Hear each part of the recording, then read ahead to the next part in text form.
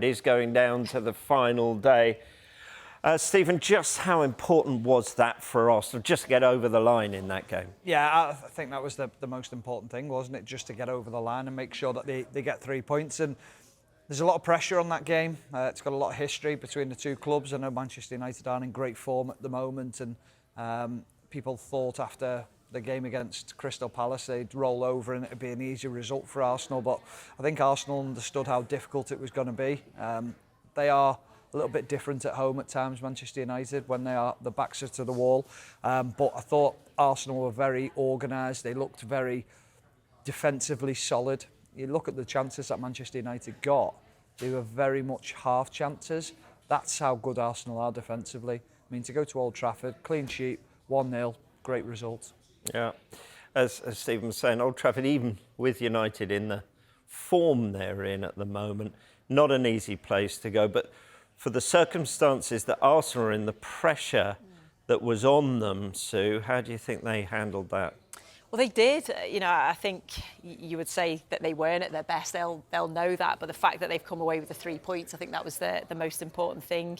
Arteta, when he was talking about it afterwards, was quite interesting when he said, you know, the stakes are so high that it slightly affected their play. When they scored the first goal, they then sort of went a little bit maybe negative and sort of tried to protect the lead at times. And it was brilliant bit of play from Havertz, and then obviously Trossard coming through. Yes, you know, mistake from Manchester United, but the quality that they showed going forward with that goal. But yeah, I just think, like Stephen said, defensively they have been so solid. So maybe not at their fluid best going forward, but defensively they just look so sound. That partnership of Saliba and Gabriel, which we've praised all season, they're so difficult to play against. So I think even they get the goal, and when teams pile pressure on them, not that Manchester United piled a lot of pressure on them, they lacked in that final third, but if they did, you just know that you've got that solid base, that solid foundation.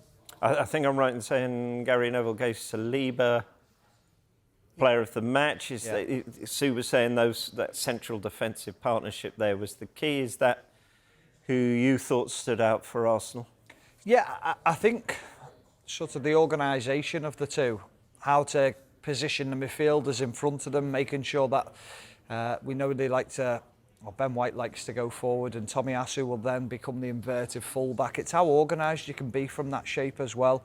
That's the difficult thing, to be able to transition out of that shape and back into your defensive shape. But you watch Saliba in 1v1 situations. I mean, the tackle on Garnacho in the penalty box is just, the timing of it is superb. Knowing that if he gets it fractionally wrong, it's a penalty, and then Man United are back in the game. The pair of them have been outstanding. They're good on the ball. They're aggressive in the air. They like a sort of a scrap with centre forwards. They're happy to do that side of it, but they're also very clever, quick. I think I've only seen Saliba really get run once this season, which was against Jackson when they played Chelsea, but Chelsea still didn't do anything in the game, didn't score. So you look at that and just well, they conceded plenty. Yeah, exactly.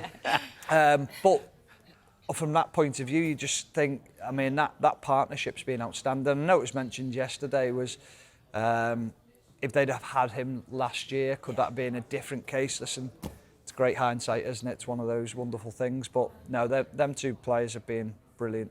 I think it helps that they both stayed fit as well, doesn't it? You know, the fact that they've been able to keep that partnership going throughout the season. You know, the fact that Saliba obviously got injured last year had a massive impact in the way that they play. And when we talk about defensive, we talk about, yes, of course, those two have been brilliant, but it's that organisation in front of them as well, the addition of Rice. And I know he's been going further forward, but you've got Partey, you've got Jorginho, you've got they sort of go into like a 4-4-2 out of possession, it seems, recently. And, you know, you've got the front two that press, then the midfield go and the defence go. And it is the organisation throughout the team from a defensive perspective being outstanding. Yeah. You saw what it meant to the players at the end. They went over under the leaky roof to... It wasn't raining goals yesterday, it was just raining. But it is Everton at the Emirates on the final day, Sue, who, as you well know, are in good form at the moment. So they're saluting the fans here. Will they be saluting them jubilant, or can Everton actually do a number on them here? Well, I think Arsenal will be pleased that they're obviously at home as well, you know, in front of their fans. Yeah, Everton are in good form, don't have anything really to play for now. They've obviously survived. You know, I think you know what you're going to get from Everton. You know that they're going to be organised, they're going to be defensively sound, difficult to break down. But you just look at this Arsenal side and they've got so many different facets to their game now, the different ways to play, the different ways to break teams down. They're good at set pieces. You know, they like to sort of score those early goals, don't they? So when teams think they're doing okay, they've got a bit of a chance, they just stop any sort of progression from that team. So, yeah, you can't see anything other than an Arsenal win, but I'm sure Everton will put up a good fight. Yeah, but I'm looking at the table here. I think I'm right in saying this is unbelievable that only Arsenal, Manchester City and Liverpool have conceded fewer than Everton this season. And that's where they are capable, Everton, of shutting up shop, being difficult to play against. I think if this was at Goodison, the game, I think you're looking at a completely different game. But because it's at the Emirates, I just fully expect wave and wave after attack from Arsenal, and at some point they'll pick that right pass and they'll be calm. There'll be nerves though. There'll be so many nerves, and then you're hearing things. And obviously this is if Manchester City beat Tottenham as well during the week, and you'll be hearing so many things going on at that game where false score lines will come through and the change in crowd, and it happens all the time, and someone puts out a negative score line, and it'll be up and down within the stadium, and the players have got to try not to buy into that and listen to that noise. But I can't see anything other than an Arsenal victory. Yeah, 49 they've conceded. Put that into some sort of context. Sheffield United, 101. But Aston Villa, say, who've had a great season, 53 conceded, so 4 less than even Villa, who are in 4th. So it shows defensively how good they've been. Before that, though, Arsenal fans will be donning the lily whites and getting Tottenham tattoos done or something, because no, they won't. They won't. But they will have more than a passing interest, and maybe a little round of applause for Tottenham as they come out to face Manchester City tomorrow night. What do you think Mikel Arteta will be saying to his players this week?